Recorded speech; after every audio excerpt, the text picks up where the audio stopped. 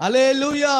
ಯಾವ ಕತ್ತಲೆ ನಿನಗೆ ಗೊತ್ತಿಲ್ಲದೆ ನಿನ್ನ ಮನೆಯ ಮೇಲೆ ಬಂತು, ನಿನ್ನ ಮಕ್ಕಳ ಮೇಲೆ ಬಂತು, ನಿನ್ನ ಮೇಲೆ ಬಂತು, ಅಥವಾ ನನ್ನ ಮೇಲೆ ಬಂತು, ಅದೇ ಕತ್ತಲೆಯಿಂದ ದೇವರು ನಮ್ಮನ್ನು ಪ್ರಕಾಶಿಸುವಂತೆ, ಅದೇ ಕತ್ತಲೆಯಿಂದ ನಾವು ಬೆಳಕಿಗೆ ಬರುವಂತೆ, ಅದೇ ಕತ್ತಲೆಯಿಂದ ಹೊರಗೆ ಬರುವಂತೆ ದೇವರು ಮಾಡಲಿಕ್ಕೆ ಶಕ್ತನು ಸಹೋದರ ಸಹೋದರಿ. ಹಲ್ಲೆಲೂಯ. ಎಜ್ರ ಪುಸ್ತಕ 7ನೇ ಅಧ್ಯಾಯ 12ನೇ ವಾಕ್ಯ, ಅಲ್ಲಿ ಅನೇಕ ಪ್ರವೀಣರನ್ನ ನಿಲ್ಲಿಸಿ ಯುದ್ಧಕ್ಕಾಗಿ, ಸಭೆ ಕಟ್ಟುವುದಕ್ಕಾಗಿ, ದೇವರ ಕಾರ್ಯಗಳನ್ನು ನಡೆಸುವುದಕ್ಕಾಗಿ ಈ ಎಜ್ರನು ಮಾಡುವಂತ ಕಾರ್ಯ. ಯಾಕೆ? ಈ ಎಜ್ರನು ದೇವರ ವಾಕ್ಯದಲ್ಲಿ ಪ್ರವೀಣನಾಗಿದ್ದನು.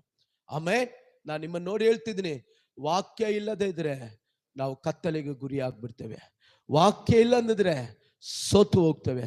ನಾವು ಮುಂದೆ ಏನ್ ಮಾಡ್ಬೇಕು ಗೊತ್ತಾಗಲ್ಲ, ಎಲ್ಲಿಗೆ ಹೋಗ್ಬೇಕು ಗೊತ್ತಿಲ್ಲ.